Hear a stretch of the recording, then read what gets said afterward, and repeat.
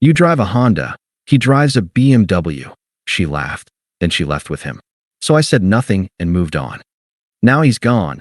She's broke, and I don't even return her calls. Hey viewers, before we move on to the video, please make sure to subscribe to the channel and hit the like button if you want to see more stories like this. Thanks. I should have seen it coming when Melissa started taking longer to get ready. Not just the extra 10 minutes for makeup, but the way she'd stare at herself in the mirror with this dissatisfied expression, like she was looking at a life that didn't fit anymore. We were sitting at our usual Friday night restaurant when I brought up the house fund. I'd been saving for 18 months, living off rice and beans half the week, driving my 2019 Honda Civic until the wheels fell off.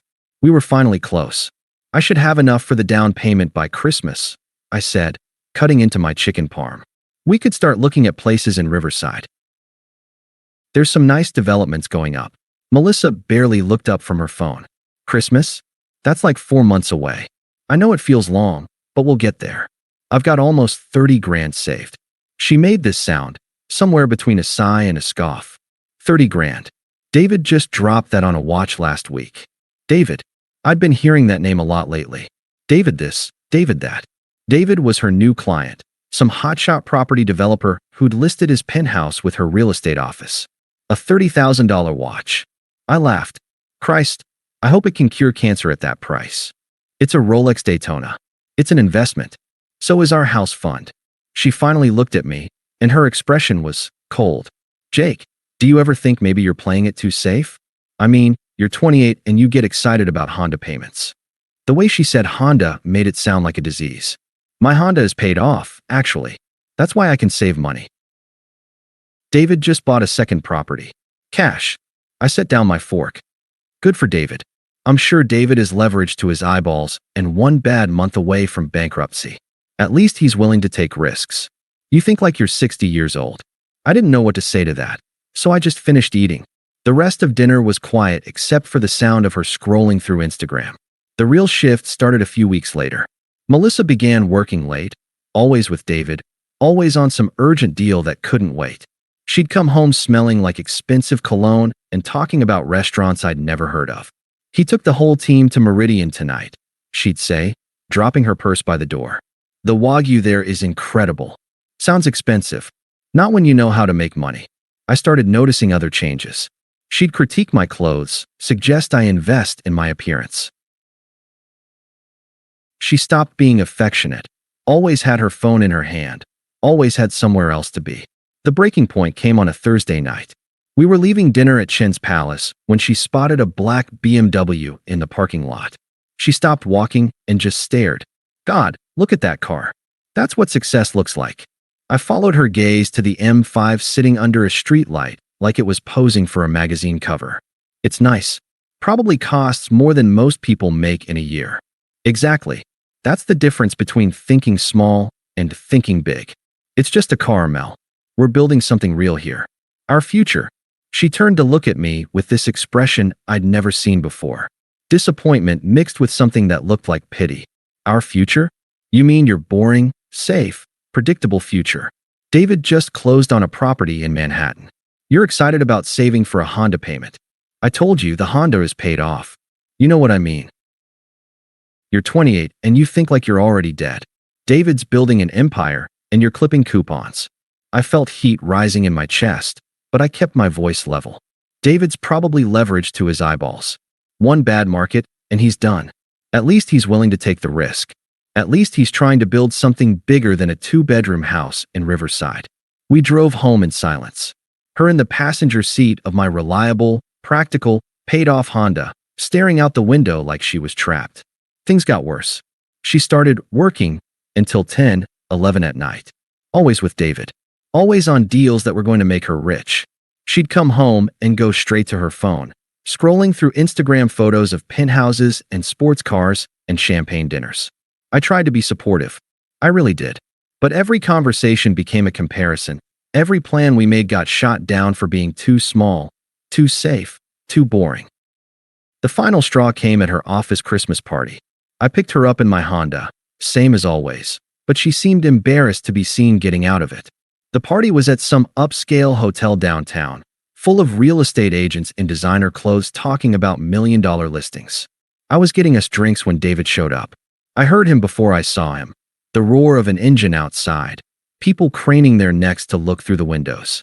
When he walked in, he commanded the room like he owned it. Expensive suit, expensive watch, expensive smile.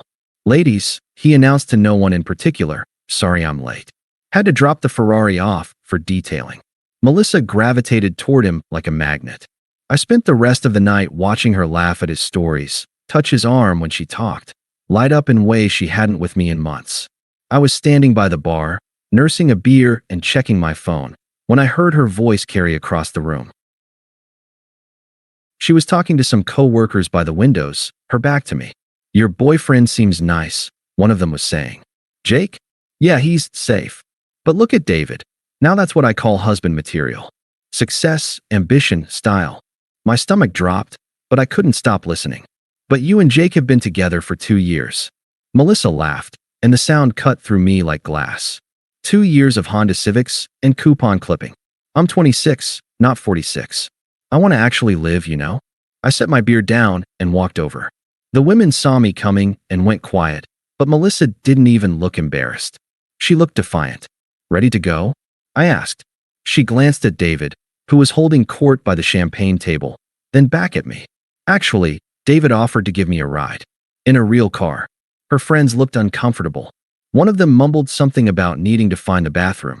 But Melissa just stood there, chin raised, waiting for my reaction. Okay, I said. That was it. Just okay. I could see she expected more. A fight, jealousy, begging.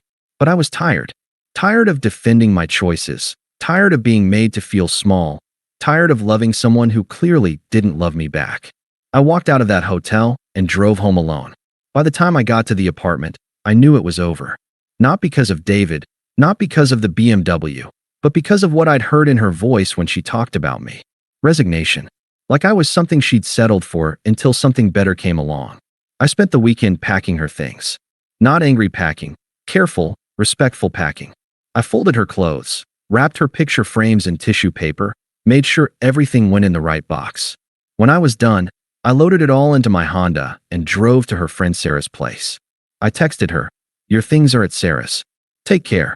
Then I blocked her number, deleted her from social media, and changed the locks. She moved in with David within a week. I know because Sarah told me, not because I was checking up on her. Sarah seemed worried, like she expected me to fall apart or do something dramatic. But I didn't. I went to work, I went to the gym, I kept saving money. Melissa started posting on Instagram immediately. Photos of David's BMW, expensive dinners, weekend trips to Miami. In every picture, she looked like she was trying to prove something to the world. Or maybe to herself. I unfollowed all our mutual friends so I wouldn't have to see it. I wasn't bitter, at least I told myself I wasn't. I was grateful. She'd shown me exactly who she was before I made the biggest mistake of my life and married her. The funny thing about Instagram posts is they only show you what people want you to see. They don't show you the 3 a.m. arguments about money, or the credit card bills, or the way David treated service workers like they were invisible. I didn't learn about any of that until later. At the time, I was focused on rebuilding.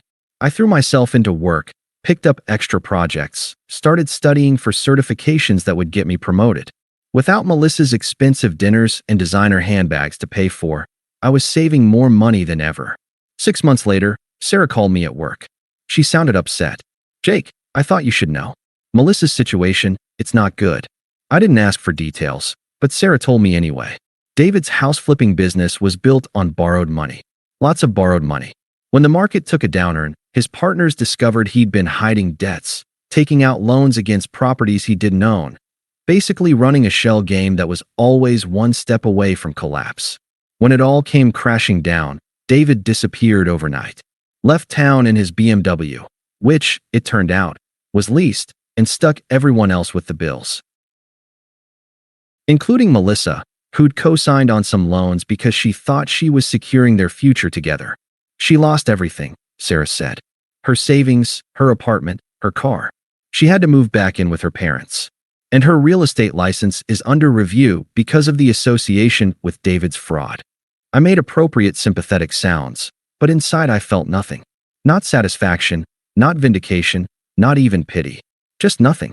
The text started a week later. Jake, I made a mistake. Can we talk? Delete. I know you probably hate me, but I need you to know I'm sorry. Delete.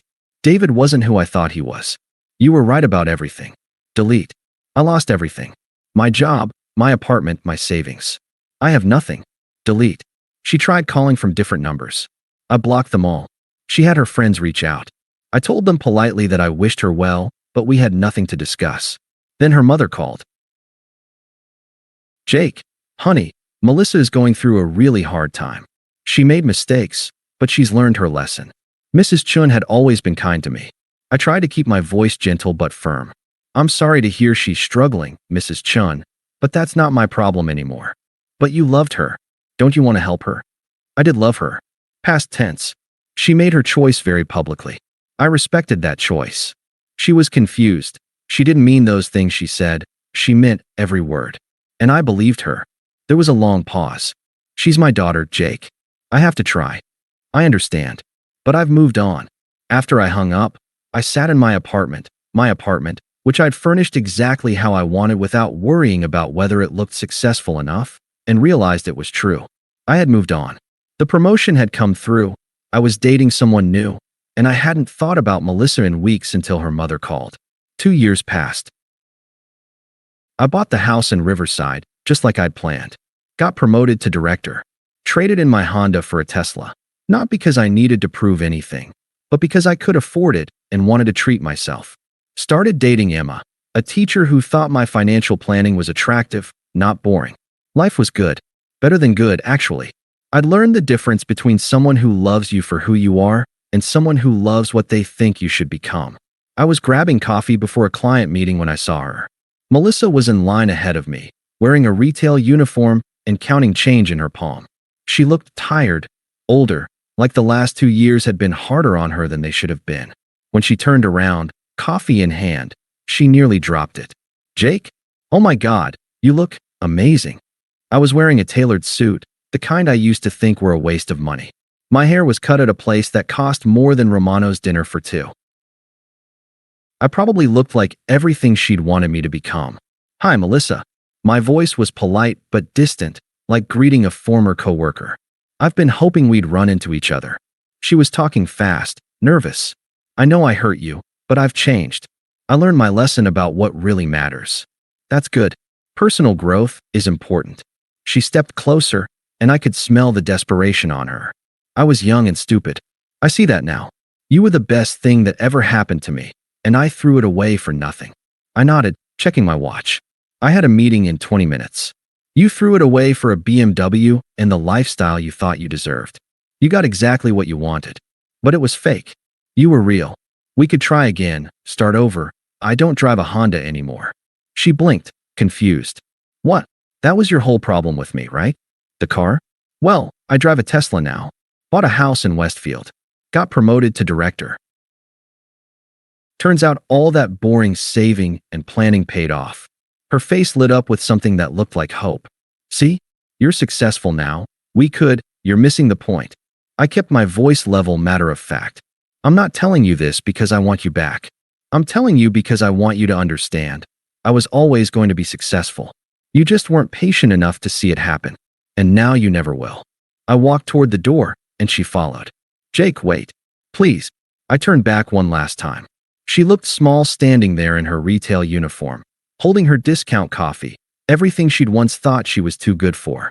Take care, Melissa. Outside, Emma was waiting in my Tesla, scrolling through her phone.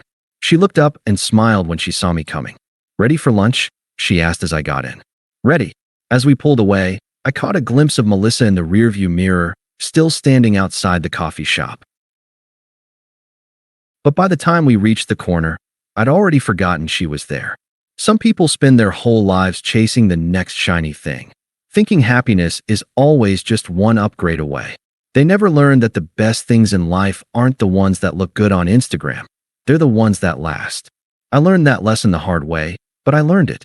And now, driving away in my Tesla with someone who values what I actually am instead of what I might become, I wouldn't change a thing about how it all played out. After all, You can't put a price on peace of mind, even if it comes with a really nice car. Thanks for watching. Make sure to subscribe to the channel and hit the like button. What do you think about this story? Share it in the comments.